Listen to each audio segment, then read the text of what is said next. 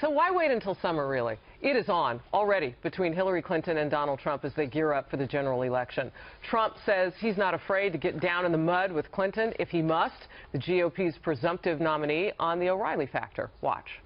Well, I'm going to be able to figure it out. I mean, we had 17 people just now, and I figured that out, and I'll be able to figure it out with Hillary. It depends on where she's coming from. And if she wants to go the low road, I'm fine with that. And if she wants to go the high road, which probably I would prefer, I would be fine with that. All right, but I want to know where the noise would be coming from. You're fine with the low road? Most people don't want to go on the low road.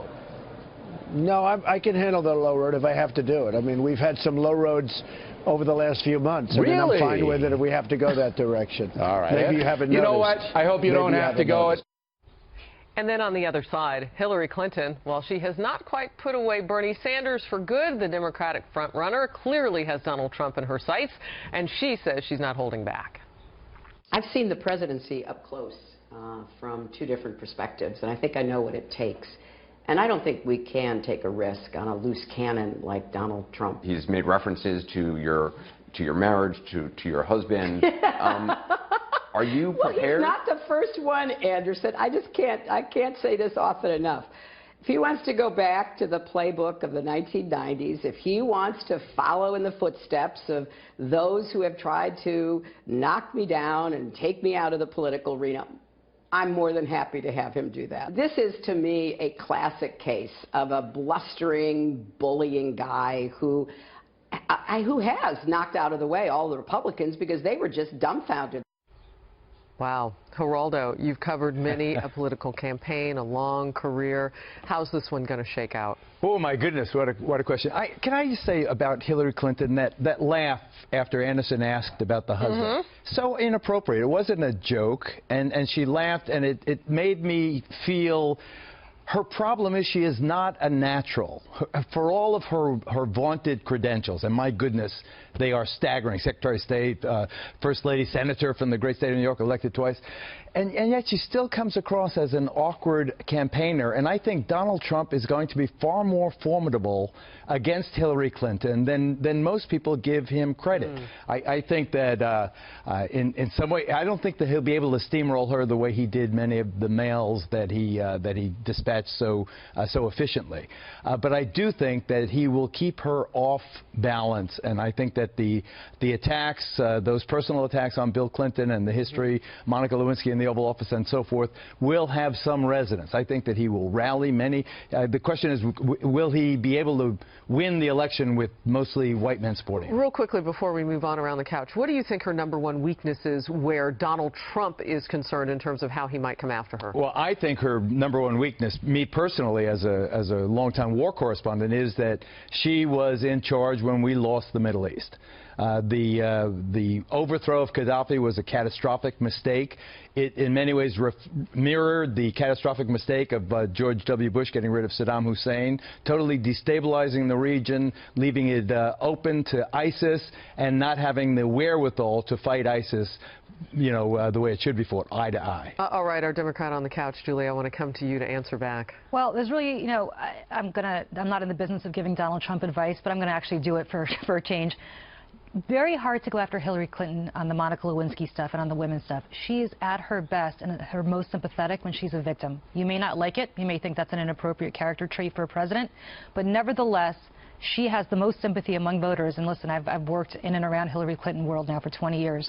Back in '98, her numbers were staggering during the Monica thing. If he goes after Bill Clinton, and especially, look, I'm not sure Donald Trump is the best messenger on the philandering issue. But if he goes after Hillary Clinton's husband, for the fact that he cheated on Hillary Clinton and she attacked these women, she's going to turn around and say, you know what? I was in disbelief. I couldn't believe this was being done to me. She's great at it. She excels at it. You may not like it, but that's what's going to happen. I just feel like that, like it or not, Donald Trump is capable of throwing mud at Hillary Clinton, having it stick, and not even getting any dirt under his fingernails. Because in part, that is his authentic self. He has gone out on a limb. He can insult people. He's won the Republican nomination. It was just like when Marco Rubio tried to go after Donald with the insults, and it didn't work because that was not the authentic Marco Rubio. But Donald Trump is the tough guy, and you take him on, and he will get in your face, and I think that will be very effective. I want to come back to you, though, on what Geraldo said, and that was really where her weakness is and where he could see a Donald Trump going after her, and that is with regard, as you said, having been a war correspondent, her weakness with regard to foreign policy. Geraldo, you said she was at watch when we lost the Middle East. But again, if you notice what she's doing, she probably sees that Geraldo is right about this, that she has to inoculate herself. So what she's doing is she's saying he's a loose cannon.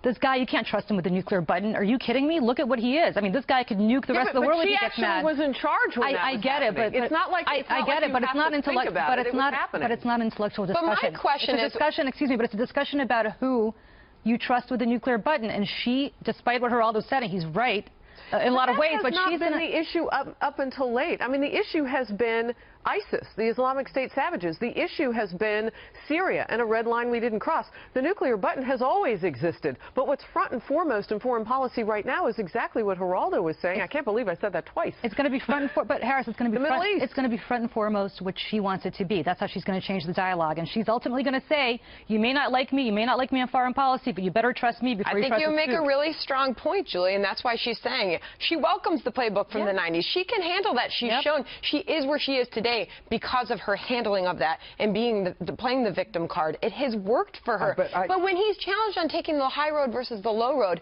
why doesn't he say, I won't need to take the low road? Because I'll take the high road. I'll challenge it on the issue. He is sending a message that if you want to hit him on things like his past, and I've known him since 1976. His wife, for example. So whatever.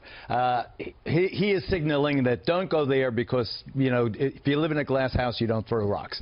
This issue of the nuclear button, though, the red button, the phone call at 3 o'clock in the morning, all the rest of that. The thing about the majesty of the presidency, I'm sorry, I have now charted this since President Eisenhower was in office. You've had all kinds of different people. You have a peanut farmer. You had a bumbling Speaker of the House who then became vice president, then became president by accident. You had a movie star, Ronald Reagan. No one pushes the red button. Let's get that straight. No one is so recklessly irresponsible that they destroy the world on a whim. And it is a fake argument to think that any person, a sane person, would be so unreasonably, recklessly, egotistically, narcissistically, I'm going to end the world. It doesn't happen in American But that's the campaign. I don't think it's front and foremost. And by the way, in terms of the 90s playbook, who wrote the 90s playbook? The Clintons, on how to put away your female enemies and belittle women who had just cause to try to go after Bill Clinton. And they wrote that. I'm sorry, but let's bring out Jennifer Flowers and Paula Jones and Monica Lewinsky. But I think you're profoundly misunderstanding the fact that she's saying, and she will be able to convince enough people that, in fact, everything you said is accurate, except for the fact that he is reckless enough, he is unhinged enough, as Jeb Bush said, he does need therapy enough, that he may push the red button. And that's the fear that they're going to try to instill in this campaign. Jeb Bush and Bush and his brother and his father are very bitter because they thought that Jeb would continue the family dynasty. He was lavishly funded, but he will never shake that whole low energy thing. They are so bitter at Donald Trump that they would never, I think that this declaration of neutrality is the best Trump can expect. Before we move on, Sandra, I want to ask you something, because you mentioned it was a great point. You know, why not say you don't need to take the low road? Why not stay on the high road? For example, the coal issue. Hillary Clinton, those words have been taken apart by Republicans. As they should have been. And Donald Trump very eloquently made his point against what she said.